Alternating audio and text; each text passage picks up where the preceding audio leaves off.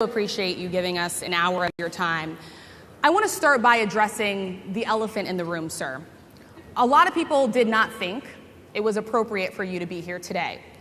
You have pushed false claims about some of your rivals, from Nikki Haley to former President Barack Obama, saying that they were not born in the United States, which is not true. You have told 4 congresswomen of color who were American citizens to go back to where they came from. You have used words like animal and rabid to describe black district attorneys.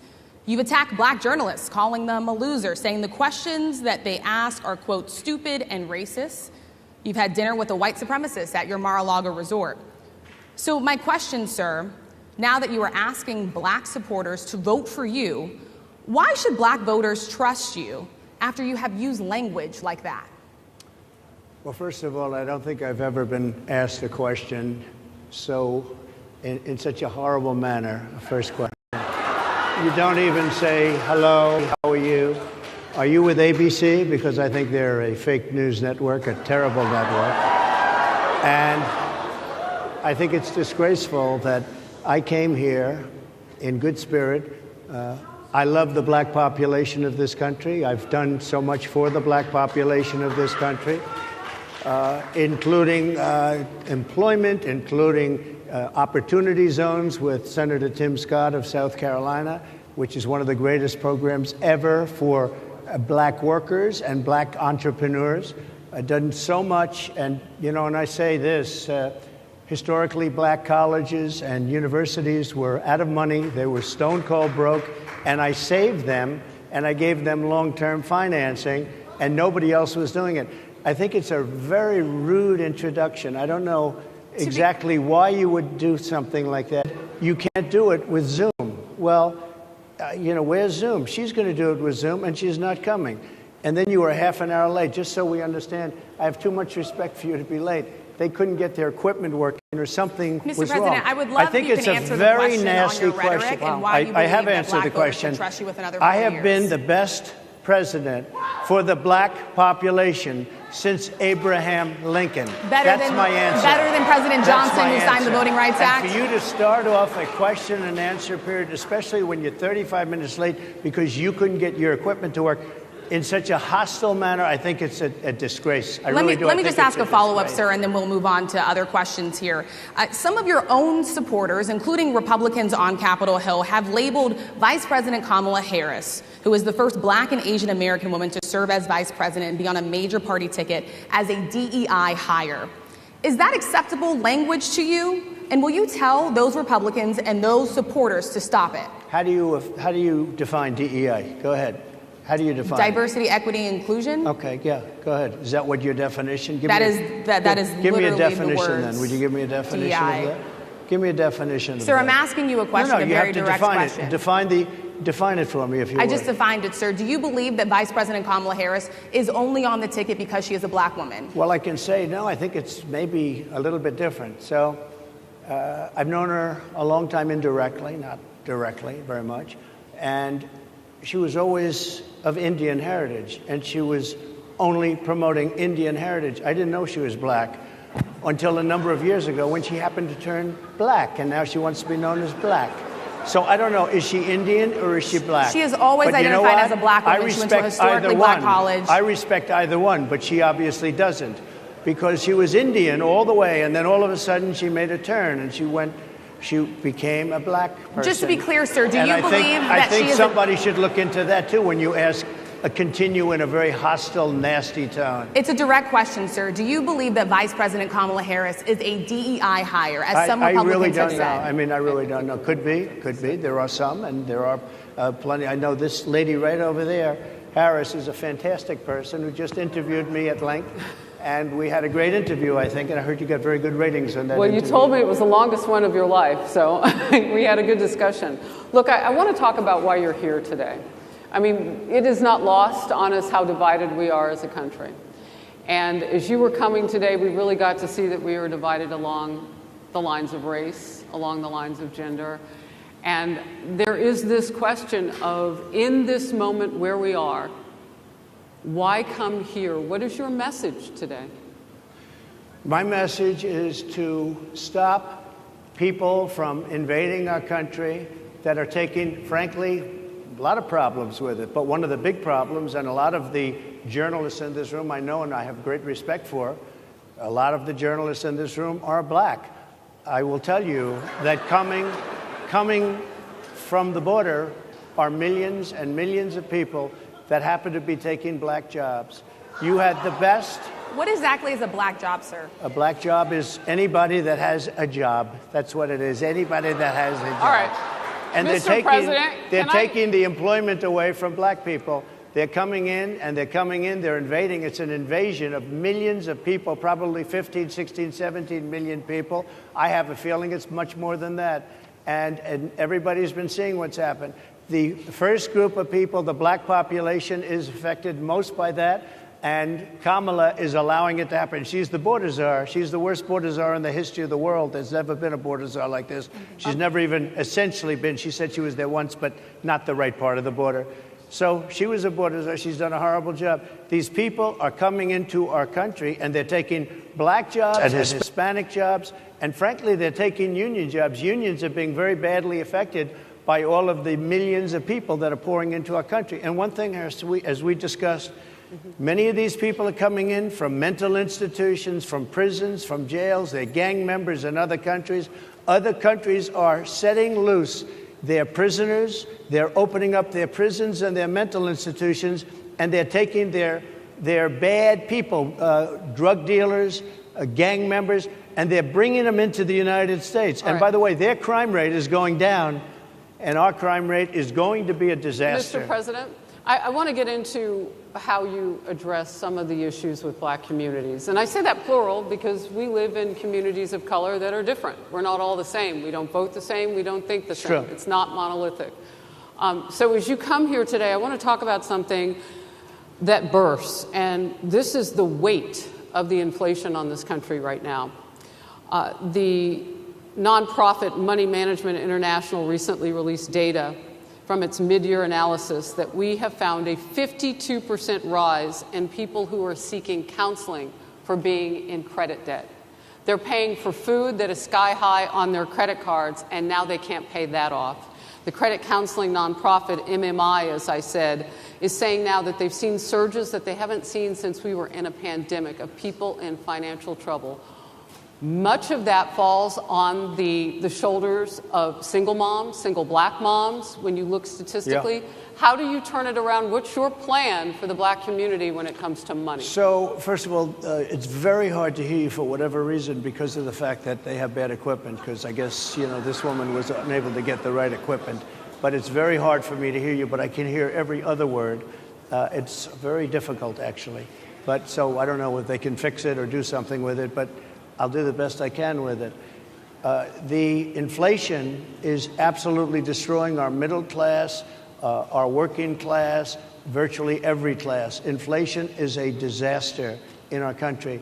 Inflation is a country buster. It breaks every country. And we had, in my opinion, the worst inflation we've had. They say it's 58 years, but I think it's much more than that. It's been devastating. And if you just take a look at a lot of things they don't include, like interest rates. Interest rates went from 2.4% to 10%, and you can't get the money. People can't buy houses. They no longer have the American dream. Young people, young black people, they don't have the American dream anymore. They can't buy a house. They can't borrow the money because of the cost of the money. They can't buy it because of the cost of housing, because of the cost to build it, because of inflation. Inflation is a disaster, and it's destroying our country. And it's destroying the black community probably as much or more. So what do you do? Than any. What's your plan? You know what we have to do? We have to bring down the cost of energy, and that's going to bring down the cost of inflation. This was all started with a bad energy policy by Joe Biden. By the way, just if I might, I was running against a man named Biden. You probably saw that. And he was losing very badly in the polls, and then he had a rather bad debate. I would say it was a bad debate. I would say it was one of the worst debates in history, and his poll numbers crashed.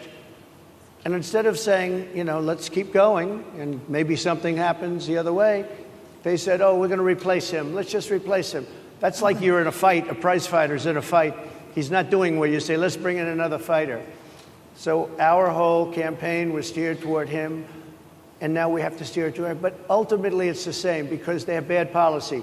They have policies of open borders, unbelievable open borders, horrible energy policies. They want to get rid of, as you say, gasoline in cars. They want to get rid of oil. They want to get rid of efficient heating. Mr. President. Environmentally, what they're doing is killing our country. They're absolutely destroying our country. But the inflation is the thing that's hurting the black worker, the black population, and every other population within our country. Inflation is the worst it's been, I think, in over 100 years. And they'll fact check it. They'll say it's only 58. Whatever it may be, they don't add all the numbers. They don't add the really bad numbers, and you can check that too. But inflation, Harris, is absolutely destroying this country and the people in our country. Yes, Mr. ma'am. President, can I ask you another question Yes, that is also impacting black Americans? And that's very clear now. Good.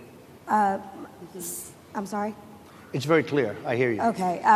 So Sonia Massey, someone from Illinois, an unarmed black woman, was shot the other day in her home by a deputy sheriff. The deputy has since been charged with murder. You've said police would get immunity from prosecution if you win. Why should someone like that officer have immunity, in your opinion? Immunity? Immunity. I don't know the exact case, but I saw something, and it didn't look good to me. It didn't look good to me. Are you talking with the water, right? Yeah, well, police unions are not backing this person either. Okay. But again, why would... They're going to be charging the officer. I guess they're charging the officer. So why should he receive immunity? Well, he might not. I mean, it depends. It depends on what happens. I'm talking about people that are much different cases than that. We need people to protect ourselves. And by the way, in Chicago, as an example, a few weeks ago, July 4th weekend, they had 117 shootings and 17 deaths. Nobody wants that. Nobody wants that. We need to have our police officers have the respect and dignity back. In this particular case, I saw something that didn't look good to me. I didn't like it. I didn't like it at all. So can you get a little more specific back to the immunity question? Who would make those Well, right now, for the most part, people are protected by their unions, by their police unions, or by their police departments. But I'm saying if I felt, or if a group of people would feel that somebody was being unfairly prosecuted because the person did a good job maybe with crime, or made a mistake, an innocent mistake. There's a big difference between being a bad person and making an innocent mistake. But if somebody made an innocent mistake, I would want to help that person. What would those exceptions be? What would determine an innocent mistake? You go after mistake? somebody, and it's a very close call, and it's very dangerous. And you know, they have the policeman's life and woman is a very difficult thing because sometimes you have less than a second to make a life and death decision, and sometimes very bad decisions are made. They're not made from an evil standpoint, but they're made from the standpoint of they made a mistake. So I want to follow up really quickly. I find it interesting because you do talk about reining in prosecutors, especially when it comes to prosecutors that are prosecuting you. Why doesn't that skepticism apply to law enforcement? Well, I've been prosecuted because I'm a political opponent of two people that have weaponized our justice system. I've been prosecuted. I just won the big case in Florida. Everyone said that was the biggest case. That was the most difficult case. And I just won it. Now, Biden has a similar case, except much worse. I was protected under the Presidential Records Act. Biden wasn't, because he wasn't president at the time. And he had 50 years worth of documents. And they ruled that he was incompetent, and therefore he shouldn't stand trial. And I said, isn't that something? He's incompetent, and he can't stand trial, and yet he can be president. Isn't that nice? Mr. President, but they released him on the basis that he was incompetent. They said he had no memory, and he was a nice old guy, but he had no memory, and therefore we're not going to prosecute him. I won the case, and it got very little publicity. I didn't notice ABC doing any publicity on it, George. We covered you extensively, sir. I'd love to move over on to different topics. I didn't notice you do any publicity on it at all. I won the case, the biggest case. This is an attack on a political opponent.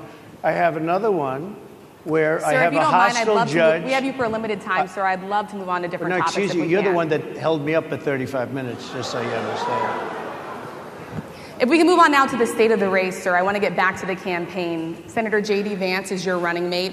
He's had a lot of controversy lately, and I want to read you a few things that he has said in the past. He said the Democrats running the country are a bunch of childless cat ladies who are miserable at their own lives and the choices they've made, and so they want to make the rest of the country miserable too. He's not talking here about how great it is to be a parent. He's attacking what he says are the choices people are making to not have children. Did you know that he had these views about people who do not have children before you picked him to be your running mate, and do you agree with him? No, I know this. He is very family-oriented, and he thinks family is a great thing. That doesn't mean he thinks that if you don't have a family, it's not. I know people with families. I know people with great families. I know people with very troubled families. And I also know people with no families. They didn't meet the right person. Things happen. You go through life, you don't meet the right person. But he's not just talking about families here. And he also some of says those that people that don't have children should get less votes than those that do. I'm just speaking for myself. Is that your and I campaign think position? I'm speaking for him too. He strongly believes in family, but I know people with great families. I know people with not great families that don't have a family. And the people without the family are far better. They're superior in many cases, okay? He's not saying they're not. What he's saying is that he thinks the family experience is a very important thing. It's a very good thing. But that doesn't mean that if you grow up and you grow older and you don't meet somebody that would be wonderful to meet and would have been good, that that's a bad thing. He's not saying that. My interpretation, you'll have to ask him, actually, but my interpretation is he's strongly family-oriented, but that doesn't mean if you don't have a family, there's something wrong with it. Just one last point, and then we'll move on. Just one of the bedrock principles of American life is one person, one vote. Senator J.D. Vance has suggested that someone who has children should have more votes than a person who does not have children. I just want to be clear here. Is that the position of your campaign? Well, no, but it's not something I have ever heard before. I can tell you this. Right now you have illegal aliens coming into our country, many from prisons and many from mental institutions, and they want to give them votes. I don't think they should have votes. They came into our country illegally, and they're taking the vote away from all of the people in this room that have been here a long time, that have worked hard, that in many cases, and you'll see this happening, if I'm not elected, you're going to see it happening. If I am, you're not going to have any problem. But you're going to see it happening a long time. You're going to see the people in this room and people outside of this room are going to be losing their jobs to people that have come into this country illegally. Mr. President, can we stay with just kind of the state of the race right now? Because I felt like that vice president question, candidate question was right in there with that. So let's talk about J.D. Vance for a little bit. He's had some stumbles out of the gate. I don't know if you're hearing what we hear as reporters, but it's been a tough couple of weeks for him. Why did you choose J.D. Vance? Why did you choose him? And I'm having a hard time hearing, too. I chose know him everybody because, out there can, but it's hard I'll tell to you hear. why. I chose him because he's a very strong believer in work and the working man and woman, and especially the working man and woman who have been treated very unfairly, because you have many of them in this room. But you have many of those people, they were treated very unfairly. They worked very hard and they were treated unfairly. He wrote the book that became a bestseller. The movie became a smash hit. He's a very smart guy without the benefit of having a family that has contacts, like a father that was well-connected. He got into Yale Law School. He graduated in 2 years from Ohio State, summa cum laude. I mean, you take a look at, his career has been an amazing career. He started off at a level with a difficult family situation, very difficult, with the mother and the father and everything else. He ends up going to Yale Law School and was one of the top students, became the head of the Law Journal. I mean, that's an amazing thing. He's a 4-year, he was in the military with great distinction for 4 years. Got out, went into business, became successful in business, very successful in business, actually. Did public offerings and other things. And I have to believe in that. I mean, he's somebody that was born in a rough situation. Most of the people know that situation because it was very well documented in his book. And I have a lot of respect for somebody that can get into Yale and become one of the best students in Yale, that meets a young woman at Yale who was also outstanding, and they get married, they have a beautiful family, but he had he's made himself an amazing life. He then goes to Ohio, lives in Ohio, and he had my endorsement. That helped. But he wins the Senate. He becomes a United States Senator. So he's a United States Senator. And so, Harris, like I respect you for your success, I respect people for their success. The reason I asked the question is because the last time you and I sat and talked was the day that you were shot. We'd been together for much of that day. You left to go to Butler, Pennsylvania, and we didn't know what was next. Yeah. And 2 days after that... I cannot understand. Your microphone is so I know, it is really hard for me to understand you too. I can understand you perfectly. Because she's closer. I can understand you. I'm happy to hear that, sir. But I can't really understand, Harris. I have a few more questions. Because of the distance, and the mics are really in lousy shape, but I cannot understand Are you asking a question? what you're saying. So what I wanted to say was the last time we spoke, you said some words that were prophetic because I asked you who you wanted to choose for vice president. Yeah. And you said normally it really wouldn't matter what they would bring, you choose somebody that you think has a future, that sort of thing. But you said these words 3.5 hours before an attempted assassination on your life. You told me that bad things happen, Harris. And that's why this decision is important this time. Bad things happen. You said it twice. When you look at J.D. Vance, is he ready on day one? Does he what? Ready on day one, if he has to be. I've always had great respect for him, and for the other candidates too. But I will say this, and I think this is well documented. Historically, the vice president, in terms of the election, does not have any impact. I mean, virtually no impact. You have 2 or 3 days where there's a lot of commotion as to who, like you're having it on the Democrat side, who it's going to be. And then that dies down, and it's all about the presidential pick. Virtually never has it mattered. Maybe Lyndon Johnson mattered for different reasons of what we're talking about, not for vote reasons, but for political reasons, other political reasons. But historically, the choice of a vice president makes no difference. You're voting for the president, and you can have a vice president who's outstanding in every way, and I think J.D. is. I think that all of them would have been. But you're not voting that way. You're voting for the president. You're voting for me. If you like me, I'm going to win. If you don't like me, I'm not going to win. I'm going to get my J.D. Vance question in. J.D. Vance? I'm going to get my J.D. Vance question in. To your point and to Rachel's point, he, has a lot of opinions about childless women like myself or divorced people like yourself.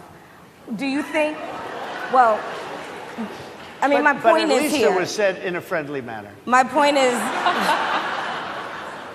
do you think the Republican Party is getting a little bit too judgy about people's lives when you think about abortion or when you think about what J.D. Vance is saying?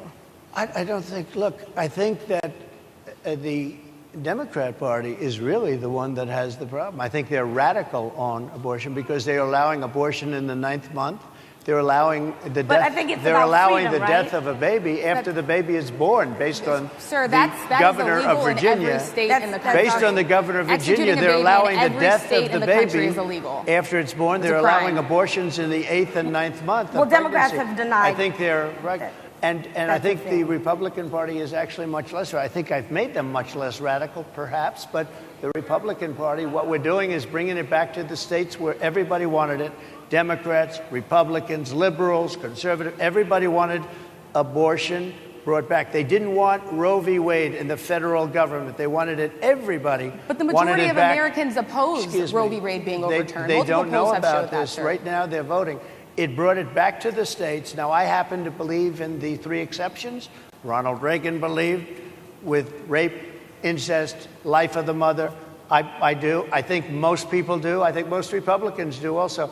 But if you take a look, right now they're doing, it's an amazing thing, out of the federal government, it's in states, and people are voting. And I will say, Ohio is, let's call it a more liberal version, has been approved. Kansas, the same thing, a little bit surprising to a lot of people. But the people are now voting, and it's taking this issue that's been going on for 52 years and has torn our country apart, and it's giving it to the people to vote on. And they're voting. And many states have already voted. Others are in the process of voting. And it's bringing it back to the people and a vote of the people. And it's not at all radical. And again, you have to follow your heart. I happen to believe in the 3 exceptions. Most people believe in the 3 exceptions. Most Republicans believe in the exceptions. But they don't want to see an abortion in the 9th month or the 8th month. Almost everybody agrees to that.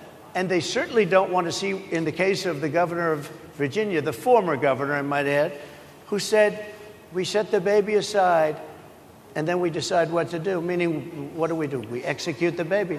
That's a radical, horrible position. And some people want that. I don't want it. Most people don't. Thank you. Can I just pivot really quickly to another question about, you brought up health, Harris. You're an active man. We see you golfing all the time. But if you win, you'll still be president at 82, which is older than Biden is right now. But not mentally. Look, mentally. Here's the question. He's shot. But most people, I know many people in their 80s and their 90s that are in great shape. Some of our greatest leaders. You look at throughout the world history, the greatest leaders, some of the greatest leaders in the world were in their 80s. But here's the question. Would you consider stepping down if you felt that your health was declining? Or would you? Oh, absolutely. And who would I think I'd know. How would you make that decision? I think I'd know. Look, if I came onto a stage like this and I got treated so rudely as this woman treated me. Oh, my goodness. And I'm fine with it because she was very rude, sir. Very rude. That wasn't a question. She didn't ask me a question. She gave a statement. That wasn't a question. I repeated your statement, sir, actually. You said you would. You would. Oh, absolutely. If I thought that I was failing in some way, I want people to be sharp. I'll go a step further. I want anybody running for president to take an aptitude test, to take a cognitive test. I think it's a great idea. And I took 2 of them and I aced them. Well, I took 2 of them. But let me ask. I would like to have people running for president, and I don't mean because they're 75 or 85. I think anybody running, I'd like to do it. People say it's not constitutional. I would like to have something passed where you can do it. I think we should know. I mean, I've watched what's happened in the last couple of years under this gentleman, and our country is a mess. We have inflation. We have the millions of people falling in. We have Afghanistan, which was the worst, most embarrassing moment in the history of our country. What he has done to our country, and her too, what they've done to our country, she has been a horrible vice president. She's considered the worst vice president in the history of our country. Mr. Don't mean to interrupt you, but would you consider taking the cognitive? I would love to do it. And make it public. Well, I've already taken 2 of them, but I'll do it again. Mr. President, how do you intend to... I suggested, Harris, that let's take one. I said, Joe and I will go and take a cognitive test. Now, I'd do it with her, too. I would do it with her also. You know what? She failed her law exam. She didn't pass her law exam, so maybe she wouldn't pass the cognitive test. Mr. President, are you saying she wouldn't pass? Just to be clear, I'm just giving you the facts. To be clear, you don't think Harris? How do you intend? She didn't pass her bar exam, and she didn't think she would pass it, and she didn't think she was going to ever pass it. And I don't know what happened. Maybe she passed it. She did pass it. There's a man over here. I think he must work. Mr. President, I would love to ask you about January 6th. You've called yourself the candidate of law and order. Yeah. When Time Magazine asked you if you would consider pardoning all the rioters, you said, yes, absolutely. Sure. You called them patriots. 140 police officers were assaulted that day. Their injuries included broken bones, at least 1 officer lost an eye, 1 had 2 cracked ribs, 2 smashed spinal discs, another had a stroke. Were the people who assaulted those 140 officers, including those I just mentioned, patriots who deserve pardons? Well, let me bring it back to modern day. Like about 5 days ago, we had an attack on the Capitol, a horrible attack on the Capitol. You saw the people that were protesting and spraying these incredible monuments, bells, lions, all these magnificent limestone and granite with red paint, red spray paint that will never actually come off, especially in the limestone. It will never, I'm a builder, I know about this stuff. It'll never, you'll see it in 100 years from now. They viciously attacked our government. They fought with police. They fought with them much more openly than I saw on January 6th.